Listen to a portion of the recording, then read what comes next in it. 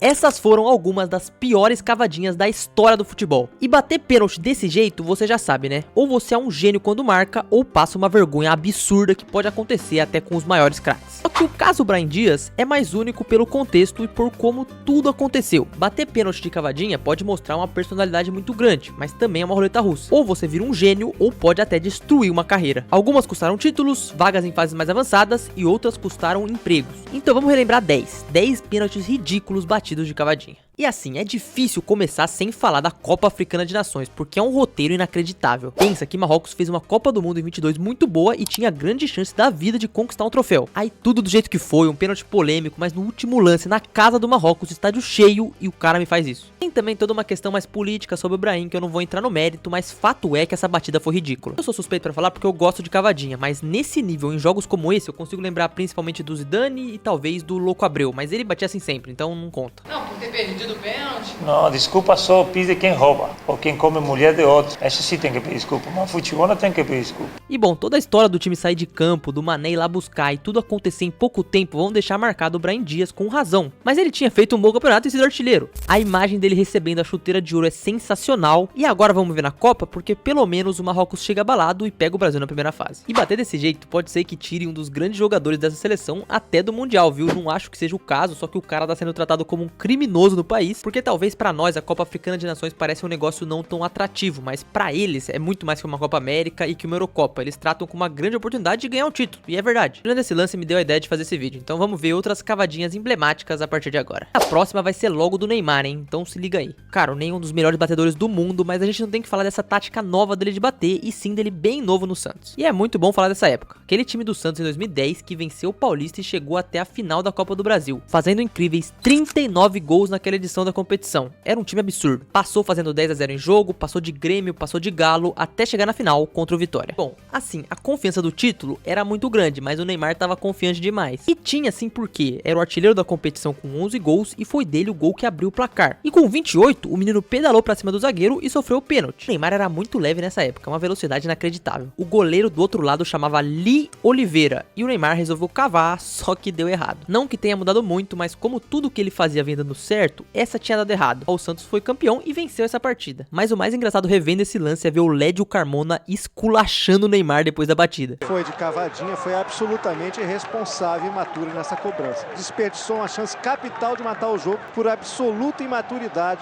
e irresponsabilidade agora do Neymar. Foi meio demais, né? Vamos pra próxima. Vamos pra um que aconteceu mais recentemente? Vamos falar de Yuri Alberto contra o Flamengo no ano passado. Um jogo de um primeiro tempo muito bom do Corinthians, mas o Yuri tava de sacanagem. Foi até com ele que o Corinthians abriu o placar no segundo tempo, mas ele perdeu alguns gols no primeiro e entre eles um pênalti extremamente ridículo. Ele bateu de uma forma que o Rossi só meio que esperou a bola. E acabou que o Flamengo virou no fim do jogo pra 2-1, ou seja, ficou ainda pior pro Yuri, que bateu um pênalti inacreditável. E se você quiser continuar nos mais recentes, vamos pro Robert Renan então. Em 2024, semifinal do Gaúcho, ele dá uma cavada contra o Juventude. E é engraçado de ver como a carreira do Robert Renan deu errado depois desse pênalti, porque era um zagueiro que podia ter dado muito certo no Inter. Eu acho ele muito bom tecnicamente, às vezes talvez cometa seus erros defensivos ali, só que ele se queimar sem praticamente nem ter jogado ainda, é complicado. Pro desespero do baldaço, o Robert Renan bateu um pênalti completamente sem noção. É inacreditável, manda embora! Manda embora! O cara deu uma cavadinha! Manda embora! E o Inter foi eliminado, depois com ainda em campo o Robert chorando. Nesse caso até tinha algumas cobranças dele de pênalti assim em outros momentos. Era assim o estilo que ele cobrava, mas uma hora ia dar errado e deu no pior momento possível, porque atrasou a carreira dele no Inter e também talvez até na Europa. Mas se atrasou o Robert, quem vai pra Europa é a gente. Vamos falar da cobrança do Budimir. Tá. Quem que é o Budimir? Olha, é um jogador do Osasuna que você provavelmente não faça nem ideia de quem seja, mas se ele tá aqui é porque tem um bom motivo. E a situação era até parecida com a do Brahim, não no contexto de ser um jogo decisivo, mas no contexto do momento mesmo. Nesse caso, na verdade, tava 1-0 pro Valência, até que o Osasuna teria um pênalti pra cobrar no minuto 97. Era praticamente bateu e acabou. Só que o nosso monstro Budimir fez essa daí. Eu não sei se ele cavou ou se ele tentou fazer alguma outra coisa e caiu, mas é muito ridículo. Sinceramente, eu não sei se dá pra considerar isso uma cavadinha, porque o cara foi todo torto pra bola. E vamos aproveitar e vamos de outro cara desconhecido, mas um caso um pouco mais triste agora. Voltamos pro Brasil na Copa do Brasil de 2012 e o jogador da vez é o Léo Rocha do 13 da Paraíba. O 13 da Paraíba chegar nos pênaltis podendo eliminar um Botafogo do Rio é muito grande, pensando principalmente no dinheiro e na visibilidade, e os jogadores do 13 tinham essa chance. Ok, não era o melhor Botafogo possível, mas ainda era o Botafogo. Do lado alvinegro tinha um que sabia bater de cavadinha, o Louco Abreu, o volante Renato, o meia Andrezinho e no gol um cara que pegou até do Messi, estamos falando do Jefferson. Aí pensa se é você, contra o Jefferson, se perder tá fora, você bate sério, né? Então,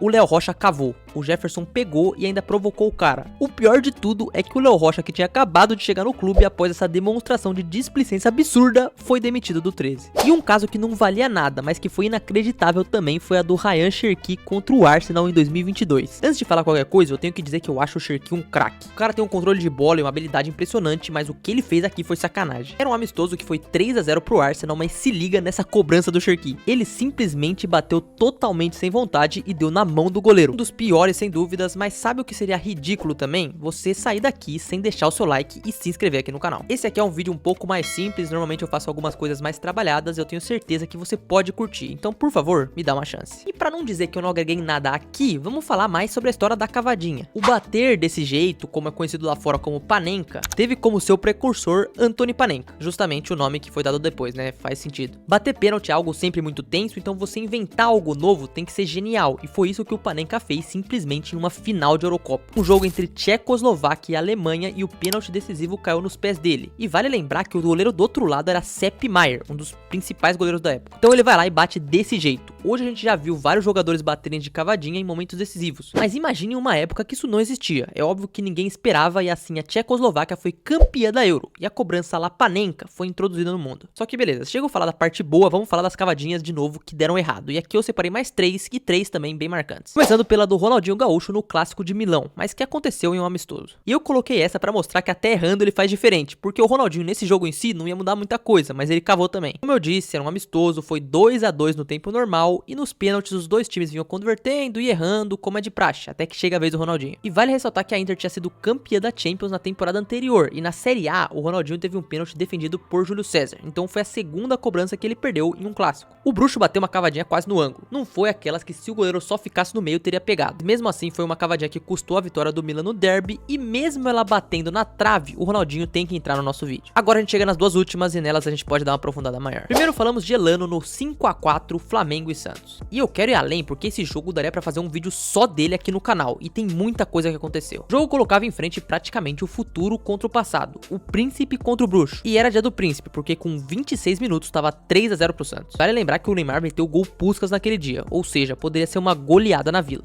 Poderia, se não tivesse do outro lado o bruxo. 6 minutos após o terceiro do Santos já estava 3-2. Só que aos 41, pênalti pro Peixe. Era a chance de ampliar pra 4-2 e encerrar o primeiro tempo com uma vantagem muito boa. Aí vem o Elano e faz isso aí. Perde o pênalti, o Felipe sai zoando depois, com o Flamengo empatando em 3-3. Cê é louco, olha esse primeiro tempo. No segundo tempo, o Neymar ainda faz mais um, só que aquele dia também era do bruxo. Fez mais dois pra virar a partida numa das maiores apresentações da história do futebol brasileiro. E vou até agradecer o Elano, porque talvez se ele tivesse feito o gol, o segundo tempo não teria sido do jeito que foi. E assim, o Elano era um grande jogador, mas esse não vai ser o único pênalti que ele perdeu que vai ser lembrado. Até porque aquele que ele bate na lua na Copa América também é inacreditável. Menos mal que aquele dia o Brasil perdeu quase todos, então tanto faz. E agora vamos pro mais famoso de todos, Alexandre Pato. Contra o Grêmio na Copa do Brasil de 2013, tendo do outro lado simplesmente o Dida. E a história do Pato é engraçada porque esse pênalti praticamente marcou uma virada de chave ainda maior na sua carreira pro mal, e também o fim da passagem dele pelo Corinthians, né? Porque depois disso não tinha como ele continuar. Quando ele surgiu e foi pro Milan, era um avião e como o próprio Cafu disse, era pra ter sido o futuro camisa 9 do Brasil. E não era só o Cafu, tá? Todo mundo acreditava nisso. Mas aí foi lesões na Itália, enquanto o Corinthians era o time mais forte no Brasil. Não tinha lugar melhor pra ele se recuperar do que no atual campeão da Libertadores, e o Timão pagou 40 milhões de reais no Pato. Não pensa no valor de hoje, pensa no valor da época, é muita coisa. E a passagem dele no Corinthians em números nem é das piores, não é 19 participações em gol,